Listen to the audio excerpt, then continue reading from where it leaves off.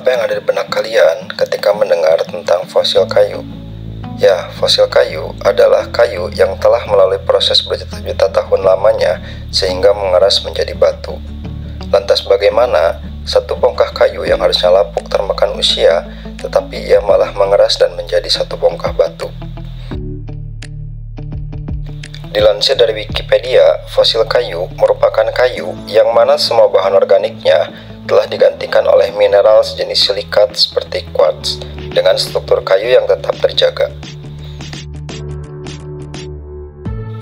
Proses fosil terjadi di bawah tanah. Ketika kayu terkubur di bawah lapisan sedimen, air yang banyak mengandung mineral masuk ke dalam sel-sel tanaman, dan sementara lignin dan selulosa membusuk, mereka digantikan oleh mineral batuan. Fosil kayu atau petrified wood berasal dari kata Yunani, yaitu petro yang berarti karang atau batu, sedangkan wood yang artinya kayu. Secara harfiah berarti kayu yang telah berubah menjadi batu.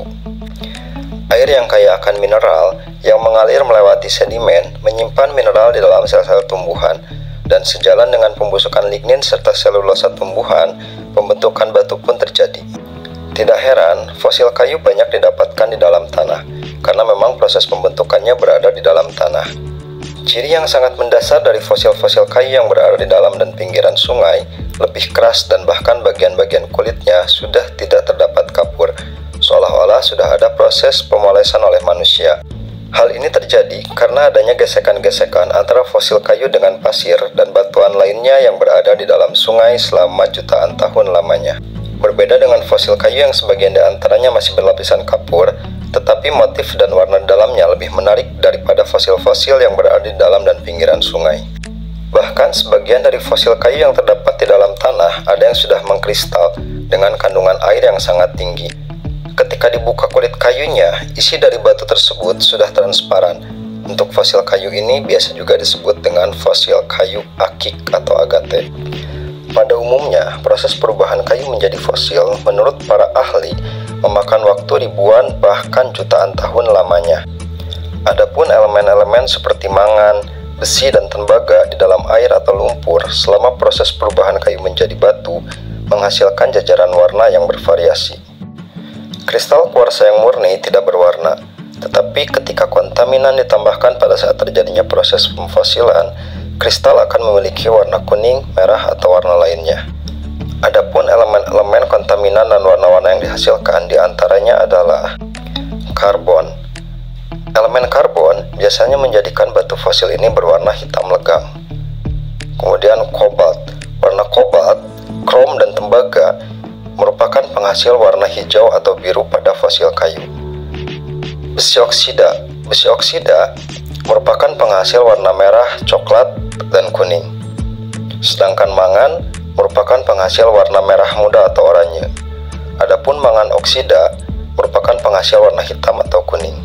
Hal ini pula lah yang menyebabkan adanya banyak jenis varian batu fosil kayu, seperti diantaranya batu opal ataupun batu pancawarna yang sangat banyak ditemukan di daerah Jawa Barat. Kayu yang membatu dapat mempertahankan struktur kayu secara keseluruhan hingga tingkat mikroskopik. Struktur-struktur seperti cincin atau lingkaran tahun pohon dan berbagai macam jaringan merupakan bentuk yang sering kali diamati. Kayu yang membatu memiliki tingkat kekerasan 7 skala Mohs sama dengan batuan kuarsa. Hal ini pula lah yang menyebabkan batuan fosil kayu banyak diminati untuk dijadikan sebagai bahan perhiasan, seperti batu akik, liontin, dan lain-lain. Tak sedikit juga yang menjadikan batu fosil kayu ini sebagai bahan pajangan, seperti batuan biseki ataupun batuan shiseki. Semua proses perubahan dari kayu yang seharusnya lapuk dimakan waktu menjadi satu bongkah batu ini tak lepas pula dari campur tangan alam dan juga campur tangan Allah Subhanahu wa Ta'ala, Sang Maha Pencipta muka bumi ini. Dengan segala keindahannya, menjadikan batuan fosil kayu ini banyak diminati oleh para pecintanya. Tak sedikit juga orang yang rela mengeluarkan uang ratusan bahkan hingga jutaan rupiah hanya untuk mendapatkan satu bongkah batu fosil kayu. Bahkan tak sedikit juga museum-museum yang telah mengkoleksi banyak batuan fosil kayu, berbagai jenis dan juga usia. Nah, itulah secara singkat proses perubahan kayu menjadi batu, yang biasa juga disebut dengan proses pemfosilan. Semoga bermanfaat untuk semua para pecinta batuan fosil kayu dimanapun berada.